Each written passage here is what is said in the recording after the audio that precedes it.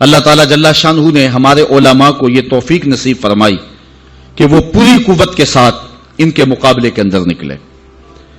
پیر سیدنا مہر علی شاہ رحمۃ اللہ تعالی آپ حرمین طیبین حاضر ہوئے تو حضور علیہ السلام کی خواب میں زیارت نصیب ہوئی اور آقا کریم نے فرمایا مہر علی تم یہاں آئے ہو، قادیان کا دجال تعویلات فاسدہ کی کینچی سے میری شریعت کو کاٹ رہا ہے.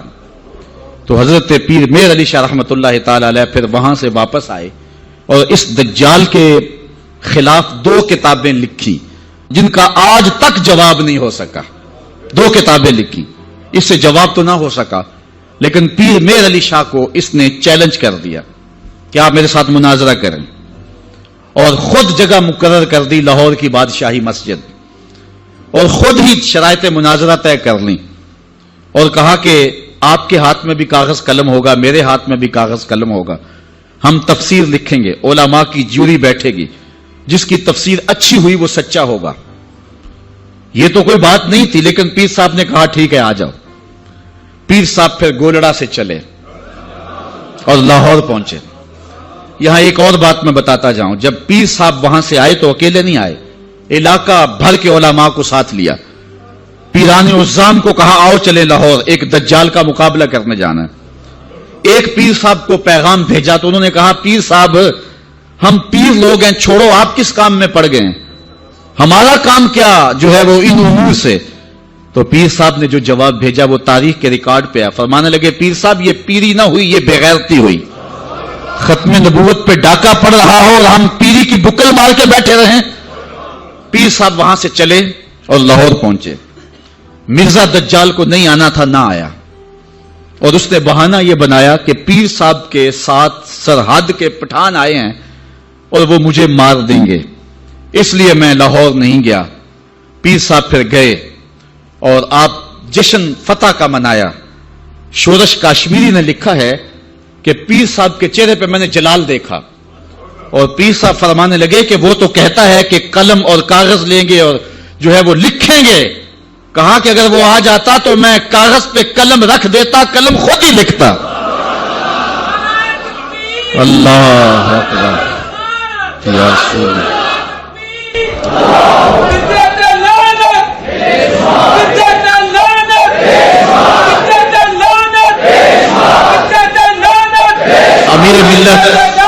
امیر ملت پیر سید جماعت علی شاہ رحمۃ اللہ تعالی علیہ آپ نے فرمایا ان قریب ذلیل ہو کے مرے گا.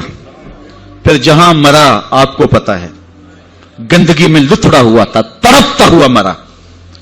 اعلی حضرت شیر ربانی میاں شیر محمد شرک پوری فرماتے ہیں میں نے دیکھا ہے، چونکہ صاحب کش بزرگ تھے، کہ قبر میں بھی بھولے کتے کی طرح بھونک رہا ہے اور اس کے منہ سے جھاگ نکل رہی ہے.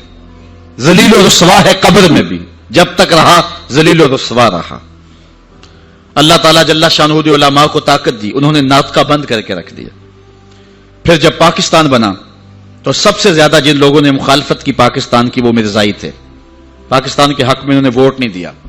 آج بھی جو ربوے میں دفن ہوتے ہیں وہ امانتاً دفن ہوتے ہیں. ان کا عقیدہ ہے کہ پاکستان ٹوٹ جائے گا اور ہمیں اٹھا کر کے جو ہے وہ قادیان میں دفن کیا جائے گا. یہ وصیت کر کے وہاں دفن ہوتے ہیں.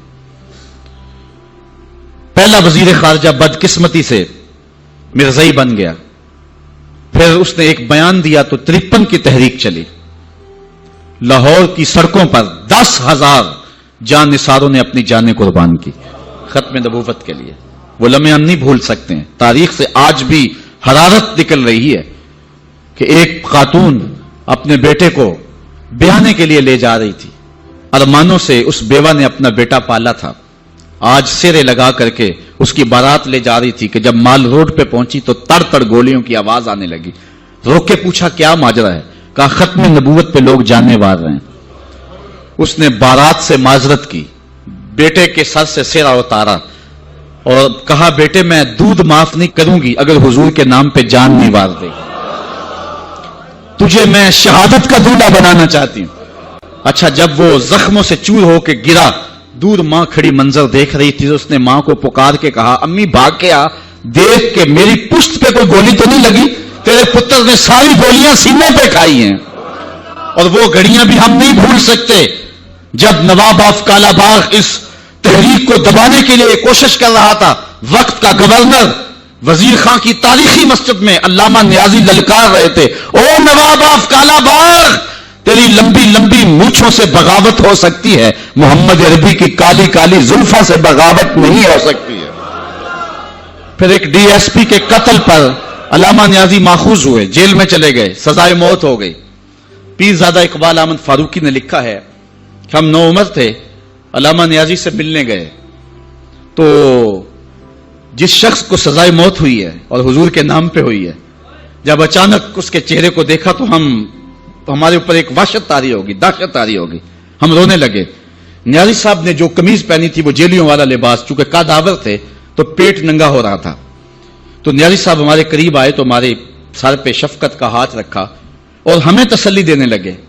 अल्लाह, होता यह है कि जब कोई जेल में पहुंच जाए और उसे सजा मौत हो जाए तो उसका खून घट जाता है, लेकिन तारीख का रिकॉर्ड है कि अल्लामा नियाजी का खून बढ़ गया था। जिस धज से कोई मक्तल में गया वो शान सलामत रहती है, इस जान की कुछ परवाह ही नहीं, ये जान तो आनी जानी है। तो जब कहते हम लरस गए तो नियाजी साहब ने हमारे सर पे हाथ रख के मुस्कुरा के कहा, ओ बेटो, इनका लिबास मुझे पूरा नहीं आता, फांसी का फंदा कैसे पूरा आएगा। और फिर जमाने ने देखा कि बाइज्जत और बाविकार अल्लामा नियाजी जो है वो बाहर तशरीफ लाए। सिलसिला चलता रहा।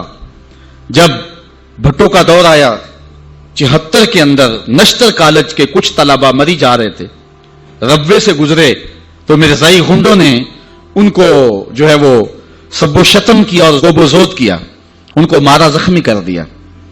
तो तहरीक फिर दूसरी बार जो है वो मिर्जाइयत के खिलाफ उठ खड़ी हुई, जो कराची से खैबर तक पूरे बांकपन के साथ चली। अल्लाह ताला रहमत नाजिल करे अल्लामा नूरानी की कब्र पे।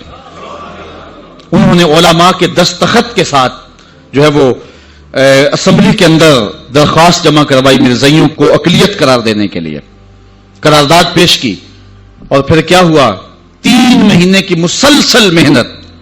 अल्लामा सारा दिन असेंबली की कार्रवाई में रहते और रातों को दूर दराज इलाकों का सफर करके और जलसे करते और खत्म नबूवत पर जो है वो लोगों को उभारते।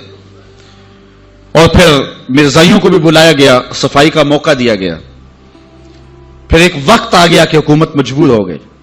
मिस्टर भट्टो अल्लामा नूरानी से कहने लगे, नूरानी साहब, ये तो मदारस के दारुल इफ्ता का मसला है जो आप असेंबली में ले आए, ये तो उलमा का काम है कि कौन काफिर है और कौन मोमिन है, तो आप इसको असेंबली के फ्लोर पे ले आए हैं, तो इसको मदारस में हल करना चाहिए था। तो हजरत अल्लामा नूरानी ने जो जवाब दिया वो बड़ा खूबसूरत था। फरमाने लगे, भट्टो साहब मुझे एक बात बता दें, आप मुंतखब वजीर आजम हैं, अगर आपके मुकाबले में कोई कुर्सी बिछा के बैठ जाए तो आप उसके बारे में क्या राय रखते हैं। तो भट्टो कहने लगा, या वो बागी है या वो पागल है। तो कहा, भट्टो साहब वजारत की कुर्सी छोटी है, खत्म नबूवत की कुर्सी बड़ी है। अब जो कहता है मैं नबी हूं मानना पड़ेगा, या पागल है या बागी है। फिर वो वक्त आया, 7 सितंबर की शाम थी कि असेंबली के फ्लोर पर जिधर देखते थे नारा रिसालत और नारा तौहीद और खत्म नबूवत जिंदाबाद के नारे ही गूंज रहे थे।